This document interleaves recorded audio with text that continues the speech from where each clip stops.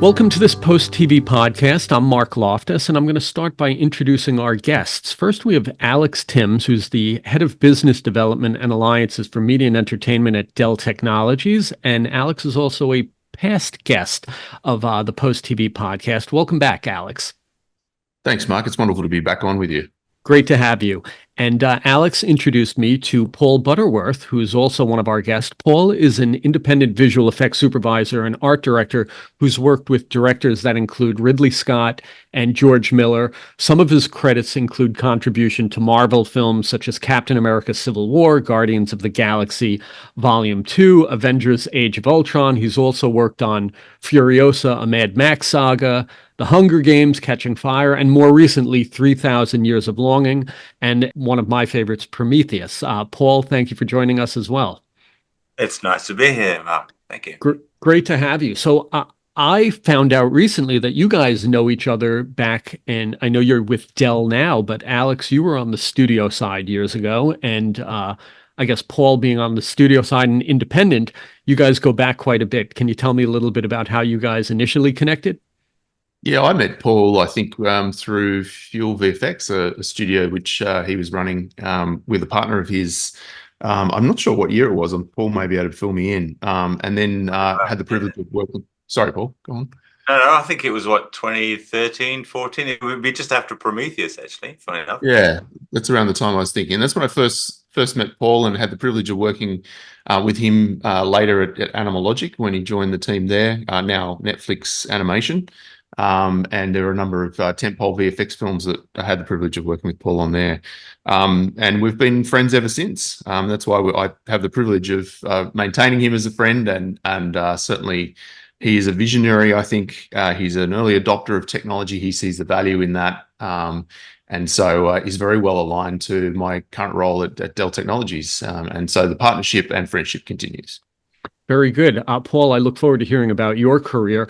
Did you start off as an artist, a hands-on, kind of talent there that has then made your way up to on-set supervision and visual effects supervision as a whole? Can you give us a little bit of an idea of your career path?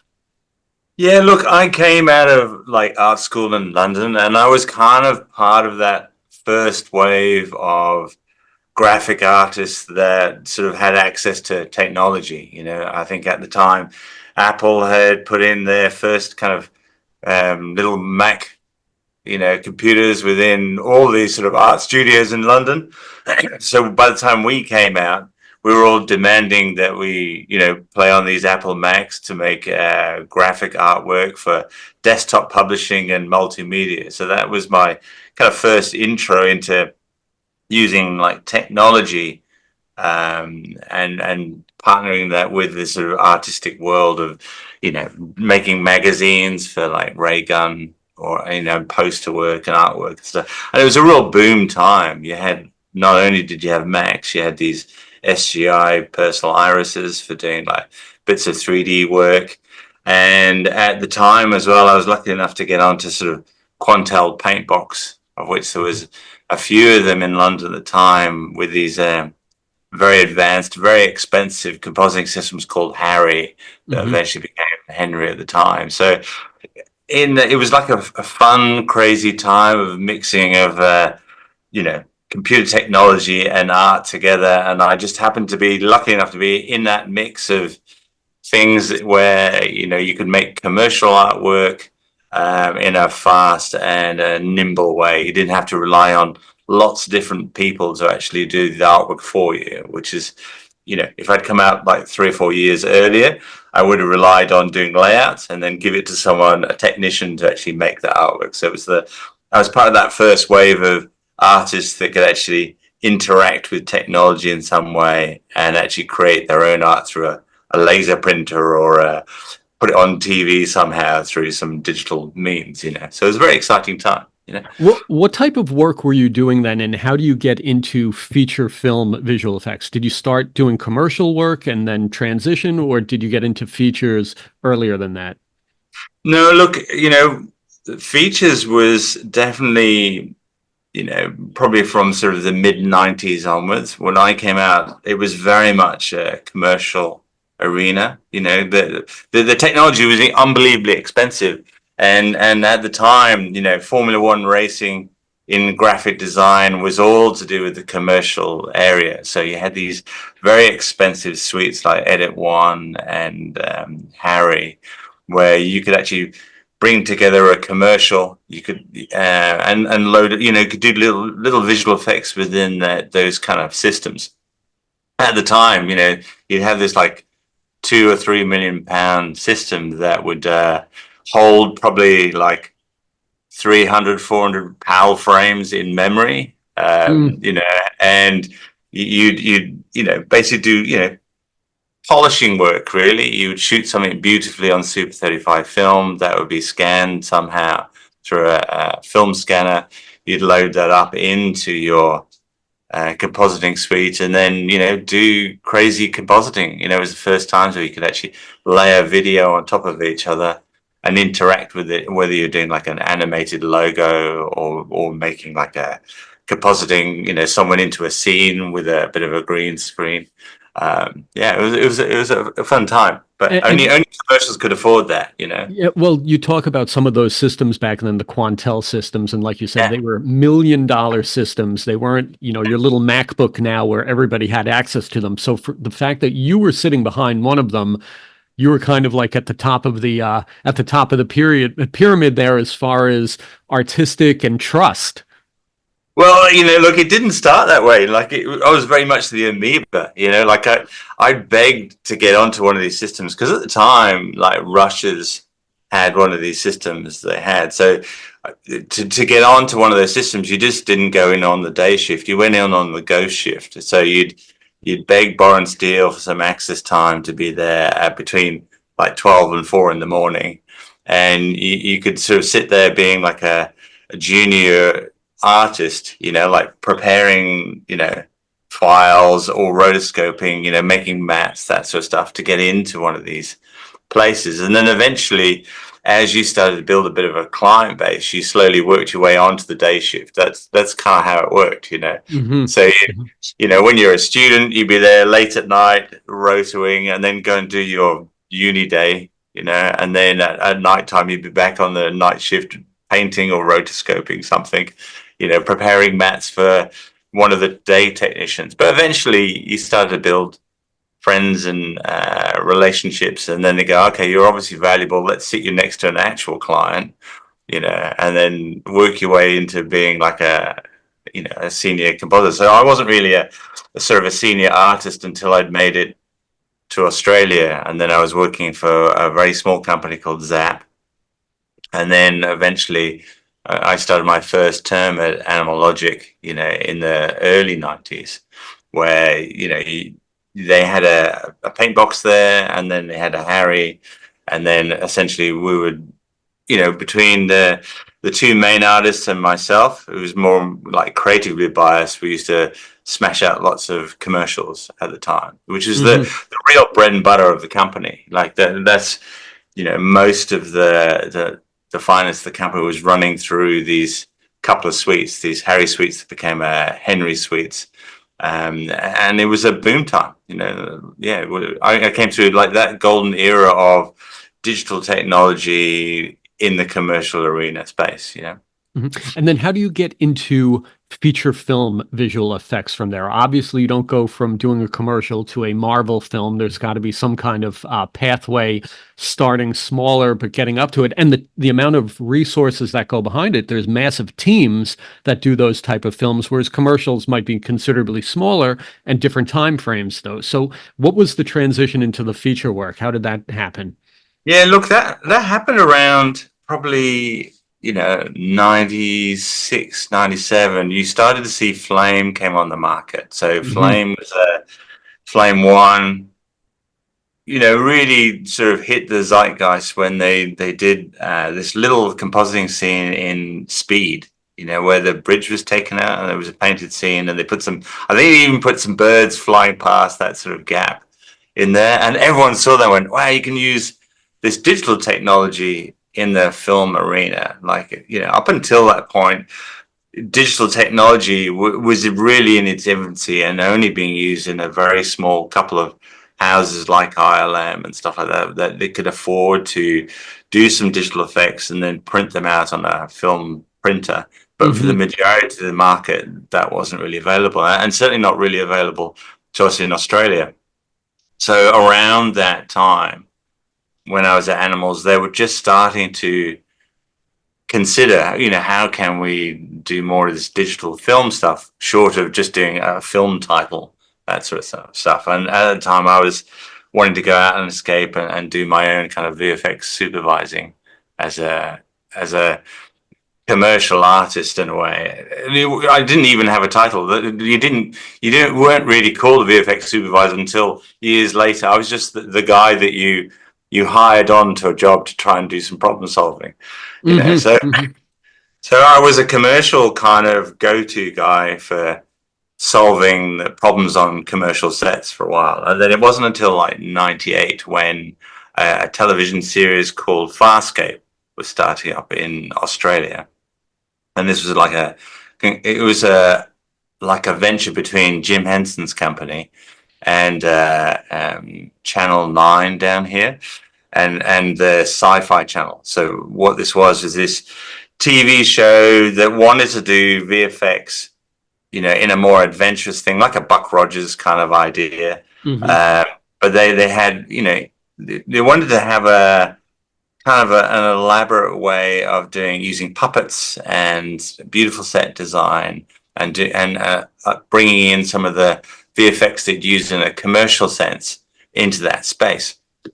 But they had a really tiny little budget, to do it. So you couldn't really put a full commercial team onto it. You could bring in a couple of key artists, but then you'd have to build a brand new way of working. So essentially, I at the time, being a freelancer, I was wandering around town doing stuff, and all these different companies kept approaching me and going, "Hey, would you like to be part of this process of pitching and winning this show?" Because it was lurking around, So I kept on saying, "No, I'm doing really well in commercials. I don't really want to do this long form stuff."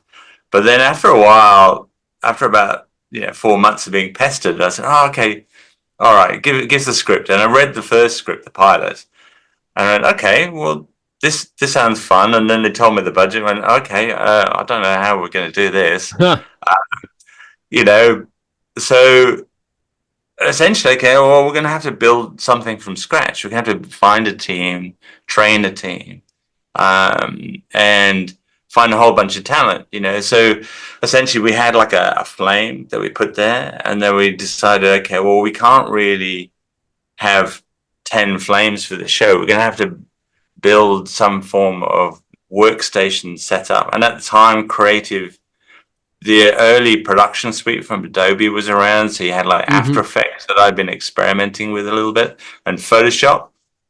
So we started to apply this idea of building like a pipeline from scratch, but it wasn't called a pipeline. It was just like, let's get people with basic workstations. We'll train them up. We'll find people with skills in other areas. That maybe they've got some animation or they got some stuff. So we found loads of students and people that just come out of film school and stuff, and started to build this different methodology of having a storage, having a flame unit, having workstations, and training people up. And out of that group of people from that first season, we were pushing through almost twice as many shots as the next show down from us, which was Star Trek at the time.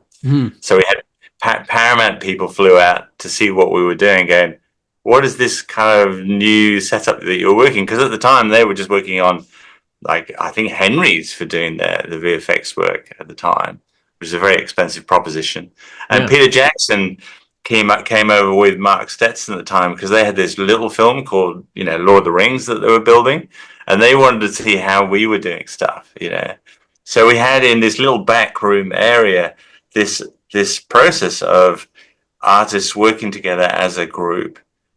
So this wasn't even an official commercial facility. This was a group of people that you put together in space with these workstations to solve a workflow issue. Well, no, it was actually at a commercial facility, but it was at the back. It was at the back of, it wasn't like they're going concern. This was like a side project that they'd got going, you know. But out of that, like there was a whole bunch of people that got their first kind of goes at things, like Andrew Jackson, who I brought on, who was an incredibly talented model maker and kind of artist in his own way. He was experimenting with 3D, and he went on to be Chris Nolan's VFX supervisor on films. And Luke Hetherington, who's a fantastic 3D artist, is now like the head of ILM. So lots of people that started there as in their junior roles, all of us together, you know, and collaborating to make this television show. You know, by the time we'd finished that first season, we had a new way of working at the time, and it definitely opened my eyes to this idea of doing long form. How do you break down shows? How do you push it through a group of artists? How do you composite it back together somehow and then get it to the screen? So that was my introduction from commercials into long form, was that process. And I've never been so stressed in my entire life. Wow.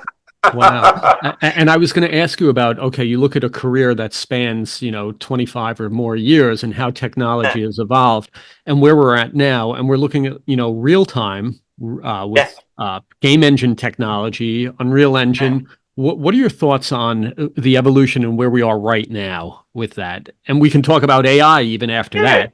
Yeah. Look, it's interesting that we've almost gone full circle, because when I first worked on the first edit systems and online systems, a lot of them were real time. They were real time playback, real time interaction, and real time animation of things. So you could have these things called ADOs, where you could flip cards and you could slide things in and give them keyframes and slide them out. Mm-hmm. And the beauty of that system, when you sat there with clients, once you knew your way around the system, it was a way to interact with not only with the system, but also with the person that was making decisions. So you could kind of go, is it more like this? Is it left? Is it right? Is it up or down? And one of the hardest things you have as a VFX artist or an artist in general is having your client sign off on something.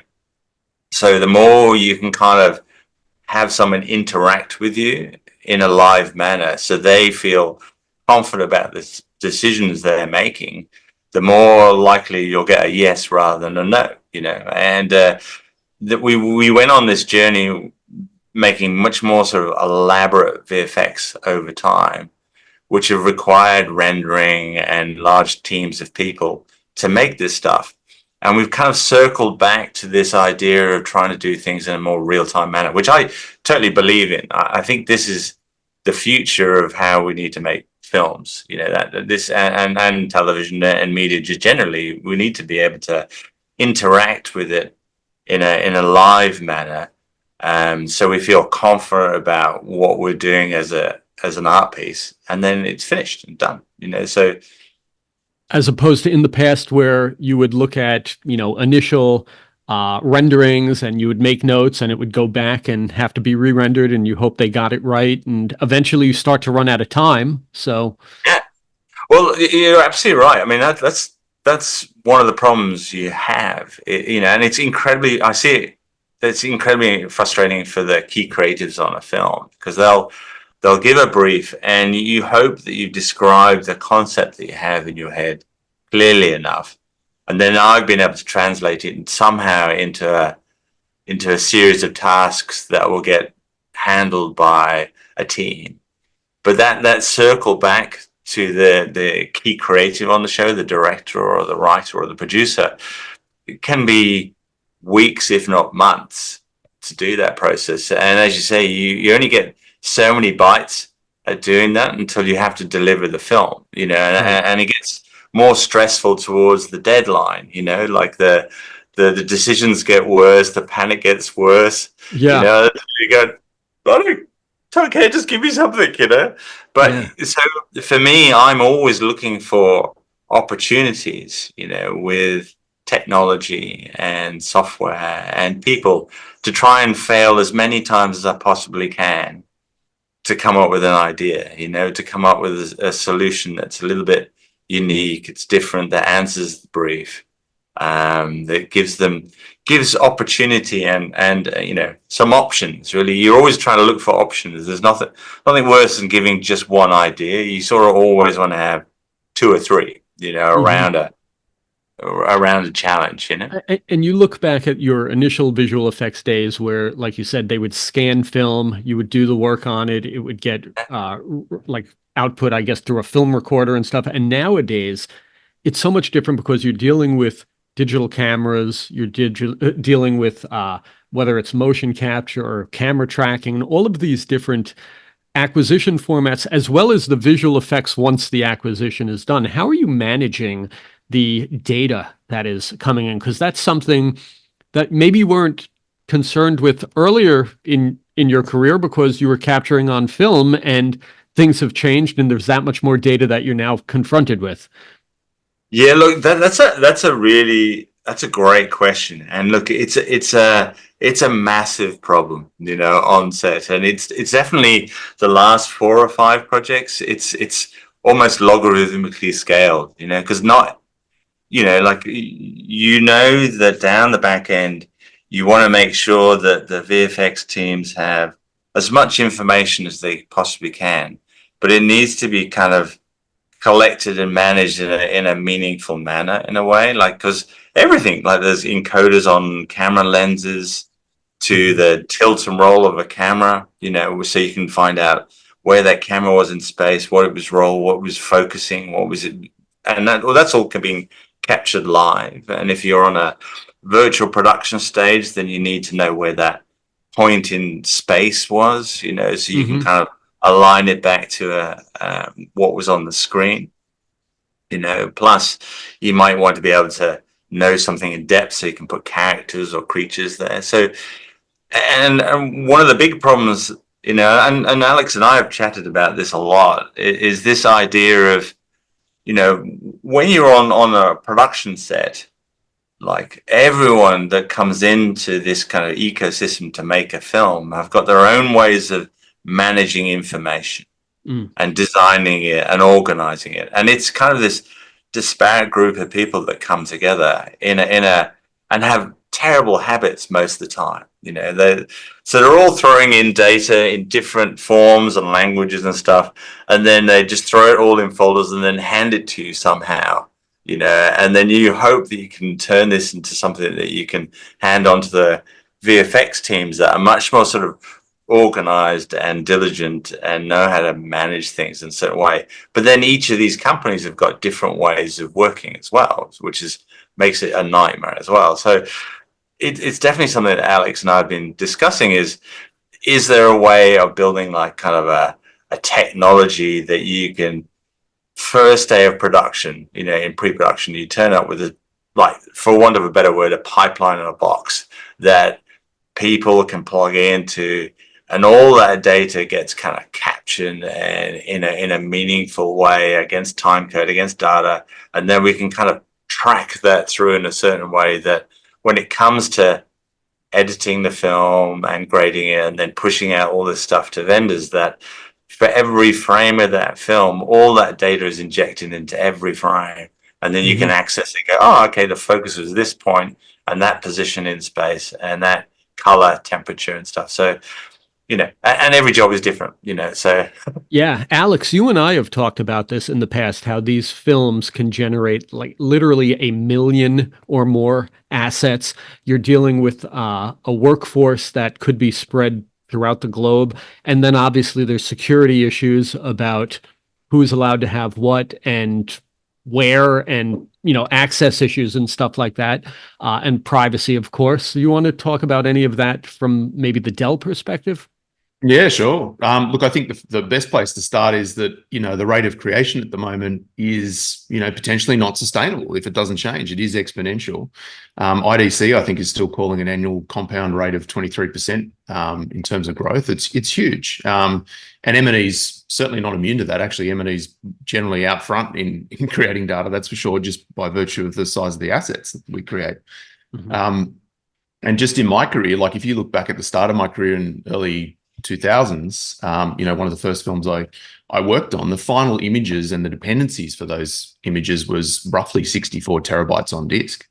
And that consisted of, I don't know, it was 8 to 10 million files, something like that. If you fast forward to sort of towards the end of my time at Netflix Animation / Animal Logic, some of those films were finishing at around 4.5 petabytes, the final images. And these are just the final versions, mind you.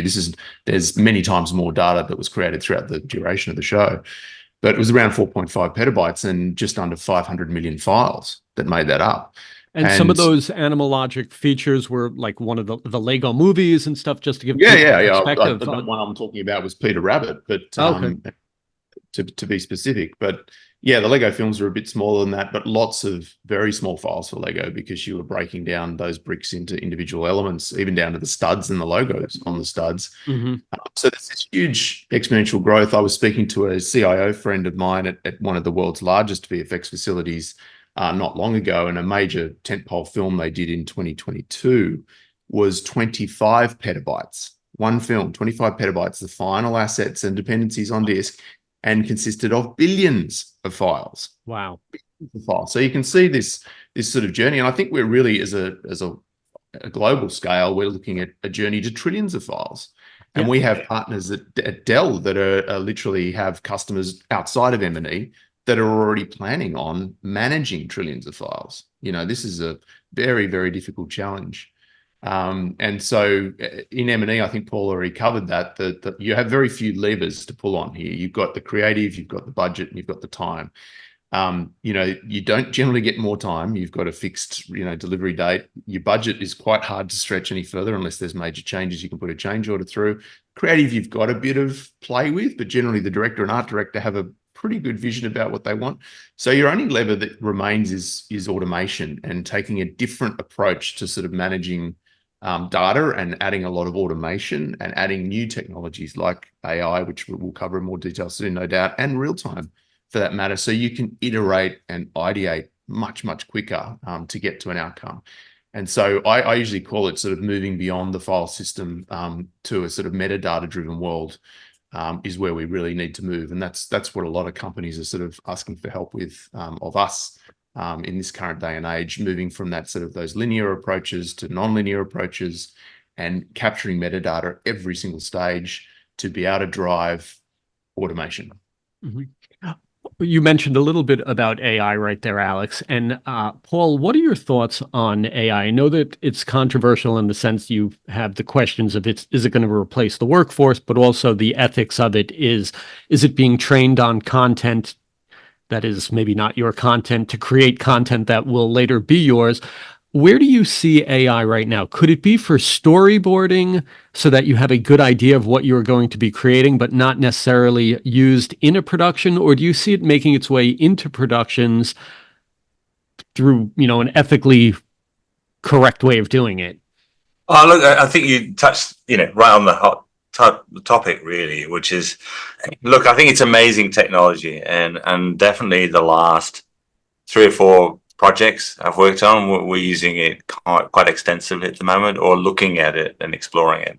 You're absolutely right. The big problem you have is in production, we can't use it in a production sense, because there's no guarantee of where that information that's trained that model has been mined from. And, it's a little bit kind of, a little bit morally corrupt of some of these companies that have used some of these open source, training libraries to then train something, to then make a product that they're charging for, that's based on artists' work that's out there. So I think if you're a company that's doing that, I would be questioning your logic. And they all kind of skirt around this idea. Okay. But there's no doubt about it that you need lots of training data to build these models, right? So how do you make it more, useful? Well, you have to use it in a more ethical manner. You've got to have a library that you can train, that where all the data's come from, and then everyone that's been part of that library has benefited from that from a financial point of view. I mean, for me, the thing that I'm excited about, and why Alex and I have been talking a lot, is this idea of training our own models, like say, because then that gives the control to kind of the creatives in a way. Like I'd love to be able to train my own, like say I was making a fire creature. Well, I'd get loads of tons of different fire elements and shoot all those, use that footage that I've shot to then build my own kind of fire model that then I can build a creature made out of fire, so. Or, like say I wanted to make a science fiction film that was based in East Berlin, I'd go and reality capture that location and then use all the footage and photography from that to actually train up a model that builds those locations. So as soon as the computer is able to do that locally in a secure environment, so I'm not pushing things up into the cloud, and I know where all the footage is that's gone into that sort of digital hopper, then that starts to become a useful tool that I can use, from a production sense. But to answer your first thing, which is how are we using it at the moment? Well, we're using it very much like a pre-concept kind of thing, So it's this idea that one of the challenges you have with the creative team is knowing what they have in their head, So traditionally you would mine libraries for books, reference books and stuff. Nowadays you mine the internet for, like a given subject or furniture, images. And if you ever go into a big art department area, you'll have lots of just reference of that you're referencing in a film. It doesn't mean you're going to copy that particular chair or that particular location, but that's a jumping off point. Inspired by. Exactly, inspired by it. And then from that you develop concept work, and that's more straightforward when you've got like a period film or something that you've got lots of great visual reference around to do that. But when you've got like a science fiction film or something and you're looking for sort of weird and unusual things, that's where some of AI tools have been, I'm seeing being used, and I call it like the pre-concept phase, where you're kind of you're randomly prompting, or you're getting multiple images injected into a kind of a model, and it's spitting out randomly unusual things that you can put in front of a director or sit with a director and go, how about this? How about this? How about this? Maybe it's sunset. Maybe it's in wintertime. Maybe it's a tree, And then from there, once you've kind of narrowed the brief, you then talk with concept artists to actually then take that as a leaping off point to then work up into proper artwork. But it's fraught with lots of moral questions and issues, like it has to obviously still be a unique and owned concept that we own, and it's a lot of studios will just basically, it's a carte blanche ban, you can't use any of these AI tools, on this film, Yeah, you don't want something coming back later on and say, hey, you know what, that's really, one of our elements or assets there that you're referencing. Yeah, it's a really hard situation. I mean, obviously people are very much worried about the AI side of things at the moment, but like as artists, it's not like you work in a vacuum anyway. Like you tend to go to art shows, you tend to see things that are being created by other artists, and you get inspired by it to make your own interpretations of that art, and if you look back in kind of creative history, like when Shakespeare was writing his plays, he was being inspired by Marlowe and all these different creatives around it, and so much so that they actually take lines from each other's plays and put them in their play, and it was definitely considered like an homage. These, I just saw a play down the road, and now I'm putting it in my play to present to the audience, and the audience would get that kind of linking. So it wasn't seen as kind of plagiarizing or copying. It was much more kind of being inspired by each other. And same where you look at various kind of artistic periods, like the Cubist period or the Futurists, they all riffed off each other to make their own versions of what that movement would look like. And we're definitely at that stage now. Same thing. Yeah. I think we've had a great conversation here. Before we go, Paul, what are you wrapping up on these days? I know that you've been on a couple of films now. Anything you can talk about? I've just completed Mercy for Amazon MGM. So I've basically handed over the baton, D Neg taking over to finish that film. And I'm literally just starting up on Alex Proyas's film RUR, which is kind of this absurdist comedy that's set in the 1920s, and it's based on a Capek book about the first robots, but it's basically a robot war. You know? But he wants to do it as this kind of German expressionist musical comedy. So, wow, you know, so it's got to look in a particular kind of way, but it has also a very comedic and dark element, and it's definitely very Alex Proyas. So it's very unusual. So we're using high-end virtual production, AI type technology, and a good sense of humor around it to make something unique. Yeah. Oh, excellent. Something to look forward to. And Alex, how about for anybody who wants to know more about some of Dell's solutions? I know I always think of the precision workstations that you have for media and entertainment content creation. I know you have other Alienware, I think XPS solutions and stuff. Where would you go if you wanted to know more about them? Certainly, the website provides a lot of information on those products. Otherwise, any of our partners, resellers, etc., are great places to start, depending on the size of your organization. Obviously, if you're large enough, you probably already have an account manager, and you can certainly reach out to your account manager, who should be able to line up the right resources to dig deeper into it. But you nailed it on the head. Certainly, our focus in the professional side of things is precision workstations powered by NVIDIA graphics. I believe Paul's actually using one of those for his ideation at the moment. And how's that going for you, Paul? Look, it's been amazing. You know, like as I say, we've on this particular workstation that I've got from Dell. You know, not only done. Used it to sort of make some AI stuff for the latest XLF for Netflix that's out there, where we've had to recreate Eddie Murphy in a very young state. But at the moment, I'm basically doing all the kind of the concept look development on it for this current film and the last film. And it was used extensively for doing all the kind of reality capture and environment work that's playing out in Mercy at the moment. So yeah. Very cool. Well, I look forward to hopefully hearing about some of your work down the road there, Paul. Sounds super exciting.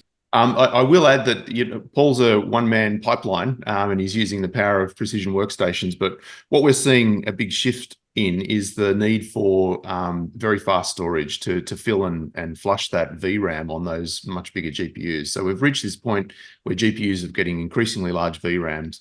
They're incredibly powerful tools in these pipelines. And what we're seeing is a real shift towards needing flash storage, even in collaboration work groups, to be able to accelerate those workflows, whether it's loading a large Unreal scene as a work group, or if it's actually tuning an AI model. You need to fill and flush that VRAM as quickly as possible. And if you're working in 4K, you're talking about a 48 gig VRAM card that you've got to fill and flush each frame in if you're tuning an AI model. So it can be very taxing. And so we're seeing a need to have discussions around a holistic solution, not just looking at, workstation, et cetera. So we're talking to customers about network, we're talking to customers about storage, and we're talking to customers obviously about workstation as key sort of pillars. And then you've got those customers like Paul, it's heading towards, actually looking at potentially training, going beyond the tuning and actually training. And so we start to talk about the sort of validated solutions that we offer, like OVX and other solutions from NVIDIA that are powered by Dell servers with NVIDIA GPU.